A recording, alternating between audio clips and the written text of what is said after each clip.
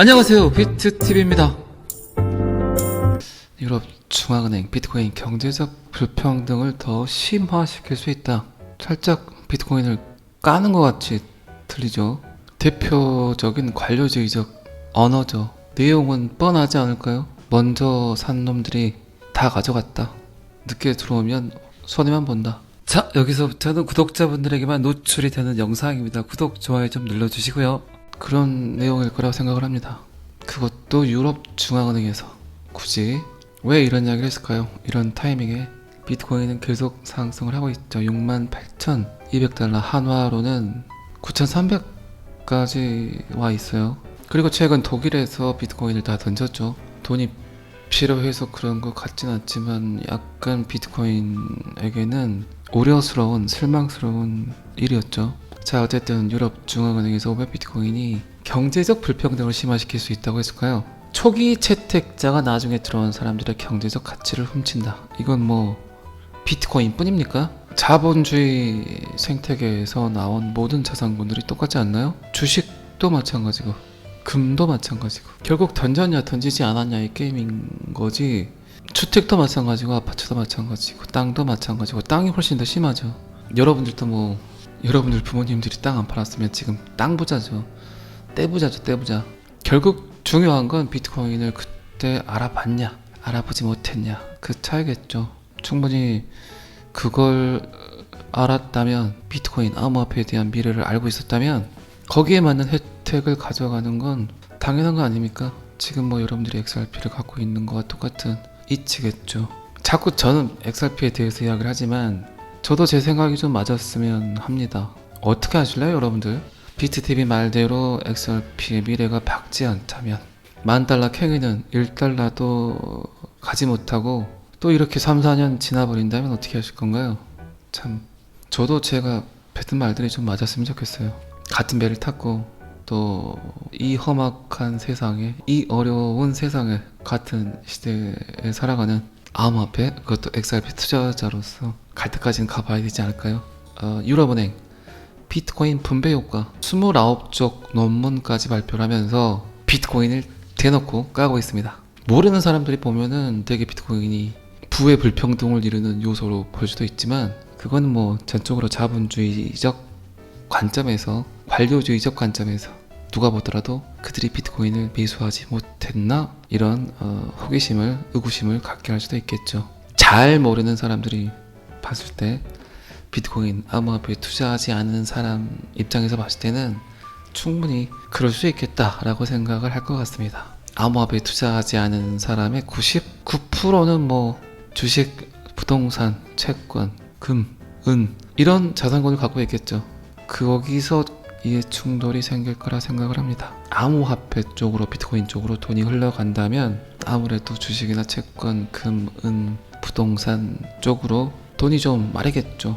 어쨌든 탈중앙화를 꿈꿨고 신뢰할 수 있는 제3자 없는 거래를 꿈꾸었던 비트코인 또한 이제는 자본주의적 자산군의 잠식이 돼서 그들에 의해서 또 한번 놀아날 것 같죠. 레드핑크는 핑크 비트코인을 추앙하고 유럽은행 비트코인은 사회적 불평등을 가져올 수 있다. 이미 충분히 사회적 불평등은 너무나 오랫동안 수많은 사람들이 느끼고 있죠. 자, 그리고 이 보고서에서는 비트코인이 사용 목적이 결제 수단보다는 투자 자산으로 변질되고 있다. 변질되고 있다는 게 아니라 오히려 투자 자산이 많겠죠. 그러면 비트코인이 갖고 있는 목적대로 가고 있다고 봐도 되겠죠. 잘 모를까요, 얘네들이? 비트코인을 거래의 도구로 착각을 했을까요?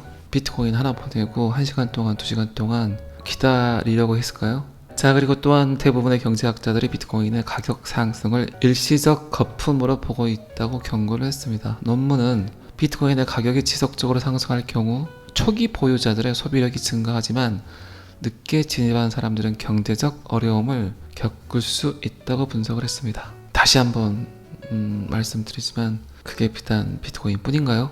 그걸로 치면 비트코인이 게임이 될까요? 다른 자산군에 비하면? 미국 대선 후보를 포함해서 미국에서는 비트코인을 추앙하고 유럽에서는 살짝 비트코인을 까는 시그널들이 뜨는 것 같습니다. 자, 이 기사는 여기까지만 보겠습니다. 자, 도지코인 좀 상승을 했죠. 앨런 머스크 도지코인 21년 불장 재현될까? 참 도지코인 사가지고 제가 40원대 사가지고 700원대 팔았던 기억이 있는데, 그때 아마 제 영상 보신 분들은 꽤 수익을 봤을 거라 생각을 합니다. 제가 대놓고 그때 도지 사라고 이야기를 했기 때문에. 어쨌든 전 세계적 관종, 최근 스페이스X는 참 많은 걸 느끼게 하더라고요. 영상 보신 분들 아시겠지만 그렇게 드라마틱한 영상이 나올 거라고는 상상 못했는데 참 대단한 놈이긴 한 것 같아요. 어쨌든 도지코인 일론 머스크 2021년 36,000% 급등을 해서 여러분들이 많이 들어보셨던 밈코인 시장을 개척을 했죠. 그리고 최근 일론 머스크는 도널드 트럼프 당선 시 정부 효율성 부서 Department of Government Efficiency라는 약자, 뭐 누가 보더라도 도지죠, 도지.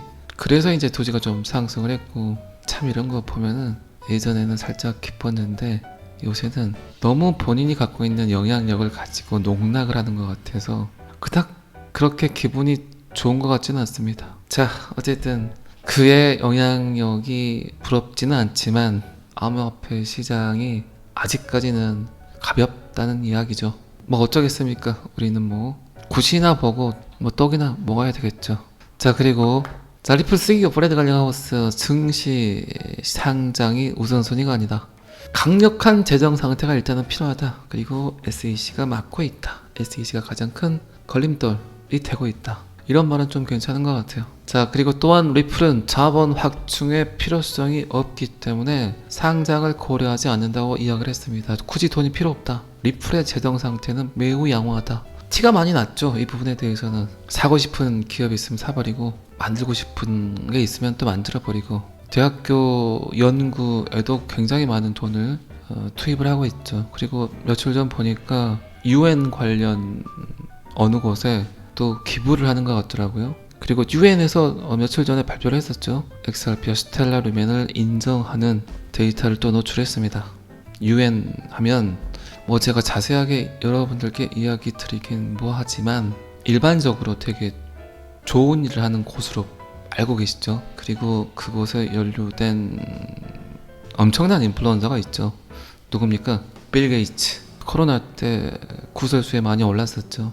그리고 빌 게이츠와 XRP, UN 살짝 관계가 있는 걸로 저는 알고 있고, 이 부분에 대해서는 제가 멤버십 회원분들께는 이야기를 드린 적이 있지만 그게 조금이라도 데이터가 뜬다면 제가 본방송에서도 한번 언급을 하겠습니다. 자, 어쨌든 돈이 많다, 빵빵하다. 그래서 굳이 아직까지는 IPO, 기업 공개, 뉴욕 증시 상장을 기대하진 않다. 일단 SEC가 가장 급하다는 이야기를 하는 것 같죠. 자, 갈링하우스는 리플의 상장 여부는 SEC와의 관계와 회사의 재정 상태라는 두 가지 주요 요인에 달려 있다. 그는 적대적인 SEC와 자금 조달 필요성이 없는 상황에서 상장은 우리에게 우선순위가 아니다라고 이야기를 했습니다. 자, 그리고 이런 말 해야 되지, 이런 말. XRP가 암호화폐 수혜자 중 하나가 될 것이다 라고 말을 했습니다. XRP 토큰이 지불 유용성 덕분에 암호화폐 산업의 가장 큰 수혜자가 될 것이다.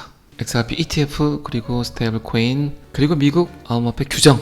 어쨌든 제가 직접 본 브래드 갈링하우스는 굉장히 유쾌했고 좀 잘 웃겼고 사람을 좀 끌어당기는 그런 매력이 있었던 것 같아요. 그리고 목소리도 되게 좋았던 것 같습니다. XRP는 암호화폐의 승자 중 하나가 될 것이다. 그 이유는 지불의 효용성과 결국 사용이 된다는 거죠. 그리고 규제적 명확성 강조해서 이야기를 했고, 이거 보시면 아시겠지만 SEC는 사기 기관이다. 이런 말을 좀 안 해야 되는데 어쨌든 계속해서 SEC 게리 겐슬러를 찍고 있습니다. 저는 그런 이야기 많이 했죠. 어제의 적이 오늘의 아군이 되고 오늘의 아군이 내일의 적이 될 수 있다. 지금 뭐 전 세계적으로 돌아가는 거 보면 이해관계가 맞는다면 언제든지 그냥 악수하고 포옹하고 인정하고 받아들이고 쳐웃고 그러죠. 그런데 어느 순간 이해관계가 맞지 않는다면 하루아침에 그냥 적이 되어버린 그런 시대죠. 저는 뭐 항상 말씀드렸지만 지금 XRP에게 그리고 여러분들에게 가장 필요한 기관은 SEC와 소송이 해결이 되면 게리 겐슬러가 가장 큰 홍보를 하지 않을까라는 생각을 합니다. 어쨌든 그 이해관계가 맞기 위해서는 일단은 SEC와 XRP가 쎄쎄쎄를 해야 되겠죠. 자, 이 기사도 여기까지만 보시고요. 싱가포르 최대 은행 DBS가 기관 고객을 대상으로 하는 블록체인 기반 은행 서비스를 출시했고 디지털 금융 부분에서 중요한 진전을 이루었다. 그런데 지금 요 기사가 나오기 석 달 전 요게 떴었죠. 아마 이 기사를 보신 분들은 아시겠지만 리플은 계속해서 지금 아시아권을 공략을 하고 있죠. 한국, 일본, 싱가포르, 홍콩 계속해서 영토 확장을 하고 있는데 리플 DBS 은행으로부터 상을 받았어요. 상을 베스트 API 플랫폼 상을 수여했다. 얘네들이 어디를 믿고 누구를 믿고 이런 데이터를 발표하겠습니까? 자, 새로운 한 주도 원화채굴 열심히 하시고 뭐 잘 아시겠지만 비트TV는 여러분들이 XRP를 통해서 경제적 자유를 이루시길 기원합니다. 오늘은 여기까지 하겠습니다. 구독과 좋아요는 항상 저를 너무너무 힘나게 합니다. 감사합니다. 비트TV였습니다.